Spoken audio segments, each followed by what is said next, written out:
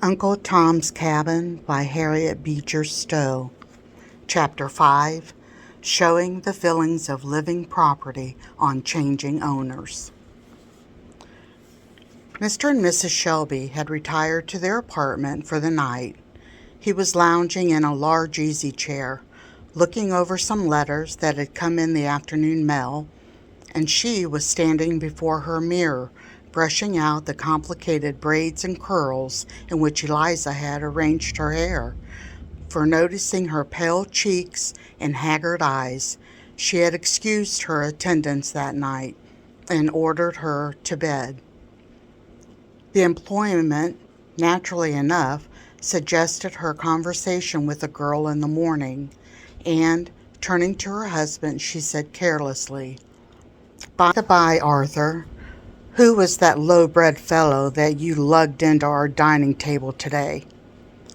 "Haley is his name," said Shelby, turning himself rather uneasily in his chair and continuing with his eyes fixed on a letter. "Haley? Who is he?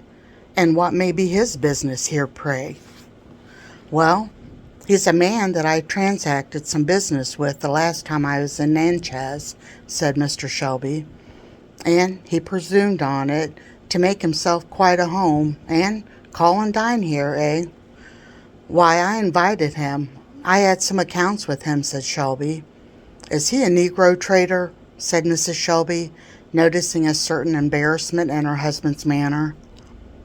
"Why, my dear, what put that into your head?" said Shelby, looking up. "Nothing. Only Eliza come in here after dinner in great worry, crying and taking on, and said you were talking with the trader, and that she heard him make an offer for her boy. The ridiculous little goose." "She did, eh?" said Mr. Shelby, returning to his paper, which he seemed for a few moments quite intent upon, not perceiving that he was holding it bottoms upwards. "It will have to come out," he said, mentally, as well now as ever. "I told Eliza," said Mrs. Shelby, as she continued brushing her hair, "that she was a little fool for her pains, and that you never had anything to do with that sort of persons. Of course, I knew you never meant to sell any of our people, least of all to such a fellow." "Well, Emily," said her husband, "so I have always felt and said, but the fact is, my business lies so that I cannot get on without. I shall have to sell some of my hands." "To that creature? Impossible, Mr. Shelby. You cannot be serious." "I'm sorry to say that I am," said Mr. Shelby. "I've agreed to sell Tom." "What? Our Tom? That good, faithful creature? Been your faithful servant from a boy. Oh, Mr. Shelby, and you have promised him his freedom, too. You and I have spoken to him 100 times of it. Well, I can believe anything now. I can believe now that you could sell little Harry." "Poor Eliza's only child," said Mrs. Shelby, in a tone between grief and indignation. "Well, since you must know all, it is so. I have agreed to sell Tom and Harry both, and I don't know why I am to be rated as if I were a monster for doing what everyone does every day." "But why, of all others, choose these?" said Mrs. Shelby. "Why sell them of all on the place, if you must sell at all?" "Because they will bring the highest sum of any, that's why. I could choose another, if you say so. The fellow made a high bid on Eliza, if that would suit you any better," said Mr. Shelby. "The wretch!" said Mrs. Shelby vehemently. "Well, I didn't listen to it a moment. Out of regard to your feelings, I wouldn't. So give me some credit." "My dear," said Mrs. Shelby, recollecting herself, "forgive me. I have been hasty. I was surprised and entirely unprepared for this. But surely you will allow me to intercede for these poor creatures. Tom is a noble-hearted, faithful fellow, if he is black." I do believe, Mr. Shelby, that if he were to put it, he would lay down his life for you. I know it, I dare say, but what's the use of all this? I can't help myself. Why not make a pecuniary sacrifice? I'm willing to bear my part of the inconvenience. Oh, Mr. Shelby, I have tried most faithfully as a Christian woman should, to do my duty to these poor, simple, dependent creatures. I have cared for them and instructed them, watched over them, and known all their little cares and joys for years. And how can I ever hold up my head again among them? For the sake of the little paltry gain, we sell such a faithful, excellent, confiding creature as poor Tom, and tear from him in a moment all we have taught him to love and value? I have taught them the duties of the family, of parent and child and husband and wife. And how can I bear to have this open acknowledgement that we care for no tie, no duty, no relation, however sacred, compared with money? I have talked with Eliza about her boy, her duty to him as a Christian mother, to watch over him, pray for him, bring him up in a Christian way. And now, what can I say? If you tear him away and sell him, soul and body, to a profane, unprincipled man, just to save a little money? I have told her that one soul is worth more than all the money in the world. And how will she believe me when she sees us turn around and sell her child? Sell him, perhaps to certain ruin of body and soul. I'm sorry you feel so about it, Emily. Indeed I am, said Mr. Shelby. And I respect your feelings too, though I don't pretend to share them to their full extent. But I tell you now solemnly, it's of no use. I can't help myself. I didn't mean to tell you this, Emily, but in plain words, there is no choice between selling these two and selling everything. Either they must go, or all must. Haley has come into possession of a mortgage which, if I don't clear off with him directly, will take everything before it. I've raked and scraped and borrowed and all but begged, and the price of these two was needed to make up the balance, and I had to give them up. Haley fancied the child.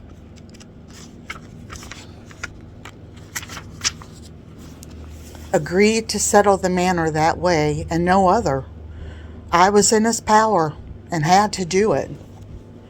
If you feel so to have them sold, would it be any better to have all sold? Mrs. Shelby stood like one stricken.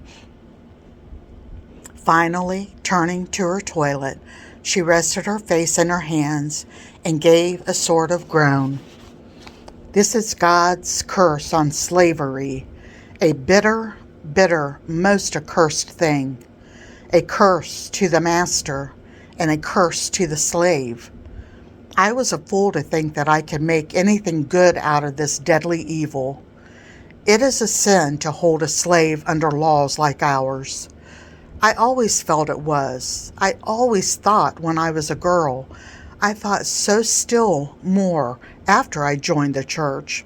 But I thought I could gild it over. I thought by kindness and care and instruction I could make the condition of mine better than freedom. Fool that I was. Why are you getting to be an abolitionist? Quiet? Abolitionist?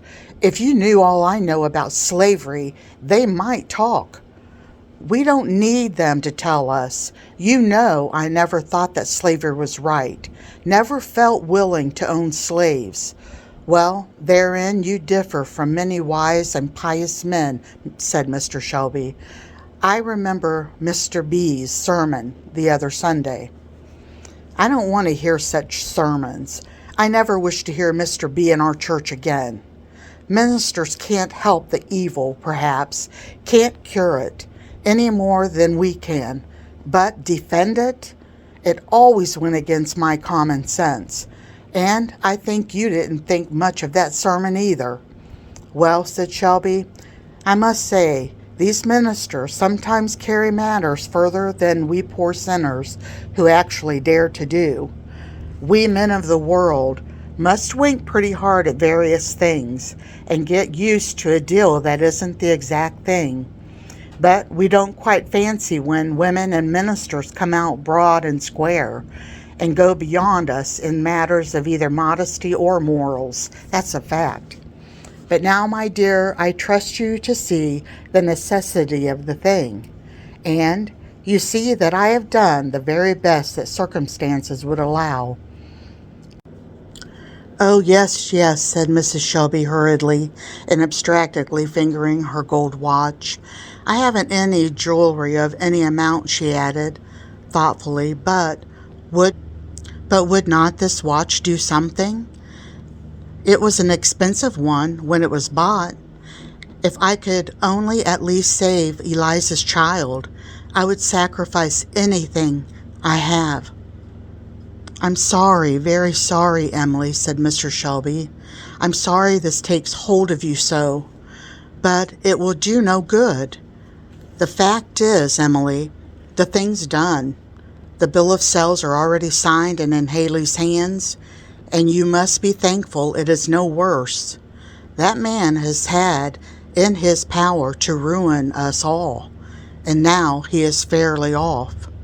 If you knew the man as I do, you'd think that we had had a narrow escape. Is he so hard, then? While not a cruel man exactly, but a man of leather, a man alive to nothing but trade and profit, cool and unhesitating and unrelenting as death and the grave. He'd sell his own mother at a good percentage, not wishing the old woman any harm either. And this wretch owns that good faithful Tom and Eliza's child? Well, my dear, the fact is that this goes rather hard with me. It's a thing I hate to think of. Haley wants to drive matters and take possessions tomorrow. I'm going to get out of my horse bright and early and be off. I can't see Tom with that fact, and you had better arrange a drive somewhere and carry Eliza off. Let the thing be done when she's out of sight. No, no, Mr. Shelby, I'll be in no sense compliance or help in this cruel business. I'll go and see poor old Tom. God help him in his distress. They shall see at any rate that their mistress can feel for and with them. As to Eliza, I dare not think about it. The Lord forgive us. What have we done that this cruel necessity shall come on us? There was one listener to this conversation whom Mr. and Mrs. Shelby little suspected. Communicating with their apartment was a large closet opening by a door into the outer passage. When Mrs. Shelby had dismissed Eliza for the night, her feverish and excited mind had suggested the idea of this closet, and she had hidden herself there, and with her ear pressed close against the crack of the door, had lost not a word of the conversation. When the voices died into silence, she rose and crept stealthily away. Pale, shivering, with rigid features and compressed lips, she looked an entirely altered being from the soft and timid creature she had been hitherto. She moved cautiously along the entry, paused one moment at her mistress's door, and raised her hands in mute appeal to heaven, and then turned and glided into her own room. It was a quiet, neat apartment on the same floor as her mistress's. There was the pleasant, sunny window where she had often sat singing at her sewing. There, a little case of books and of various little fancy articles ranged by them, the gifts of Christmas holidays. There was her simple wardrobe in the closet, and in the drawers there was, in short, her home, and on the whole a happy one, It had been to her.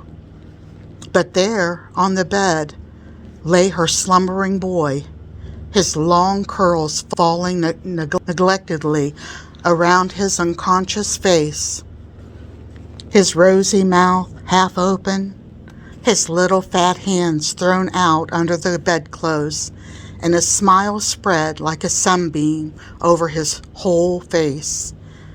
"Poor boy, poor fellow," said Eliza. "They have sold you, but your mother will save you yet." No tear dropped over that pillow. In such straits as these, the heart has no tears to give up. It drops only blood, bleeding itself away in silence. She took a piece of paper and pencil and wrote hastily, "Oh, Mrs., dear Mrs., don't think me ungrateful. Don't think hard of me anyway. I heard all you and Master said tonight. I am going to try to save my boy. You will not blame me. God bless and reward you for all of your kindness." Hastily folding and directing this, she went to a drawer and made a little package of clothing for her boy, which she tied with the handkerchief firmly round her waist, and so found is a mother's resemblance that, even in the terrors of that hour, she did not forget to put in the little package one or two of his favorite toys, reserving a gaily painted parrot to amuse him when she should be called on to awaken him. It was some trouble to arouse the little sleeper, but after some effort he sat up and was playing with his bird while his mother was putting on her bonnet and shawl. "Where are you going, Mother?" said he as she drew near the bed of his little coat and cap. His mother drew near and looked so earnestly into his eyes that he at once divined that something unusual was the matter. "Hush, Harry," she said. "Mustn't speak so loud, or they will hear us."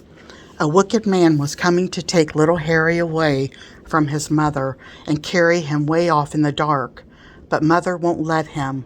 She's going to put on her little boy's cap and coat and run off with him so the ugly man can't catch him.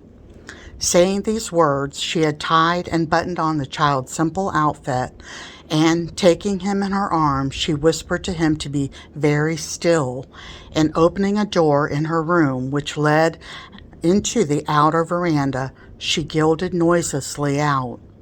It was a sparkling, frosty, starlit night, and the mother wrapped the shawl close round her child, as perfectly quiet as vague terror. He clung round her neck. Old Bruno, a great Newfoundland who slept at the end of the porch, rose with a low growl as she came near. She gently spoke his name, and the animal, an old pet and playmate of hers, instantly wagged his tail, prepared to follow her, though apparently revolving much in his simple dog's head what such an indiscreet midnight promenade might mean. Some dim ideas of imprudence and impropriety in the measure seemed to embarrass him considerably, for he often stopped as Eliza glided forward and looked wistfully first at her and then at the house, and then, as if reassured by reflection, he padded along after her again. A few minutes brought them to the window of Uncle Tom's cottage, and Eliza, stopping, tapped lightly on the window pane. The prayer meeting at Uncle Tom's had, in the order of hymn singing, been protracted to a very late hour, and as Uncle Tom had indulged himself in a few lengthy solos afterwards, the consequence was that, although it was now between 12 and 1 o'clock, he and his worthy helpmeet were not yet asleep. "Good Lord, what's that?" said Aunt Chloe, starting up and hastily drawing the curtain. "My sakes alive, if it ain't Lizzie! Get on your clothes, old man, quick! There's old Bruno, too, a pawing round. What on earth? I'm going to open the door." And suiting the action to the word, the door flew open, and the light of the tallow candle, which Tom had hastily lighted, fell on the haggard face and dark, wild eyes of the fugitive. Lord bless you, I'm scared to look at you, Lizzie. Why, you turned sick? What's come over you? I'm running away, Uncle Tom and Aunt Chloe, carrying off my child. Master sold him. Sold him, echoed both, lifting up their hands in dismay. Yes, sold him, said Eliza firmly.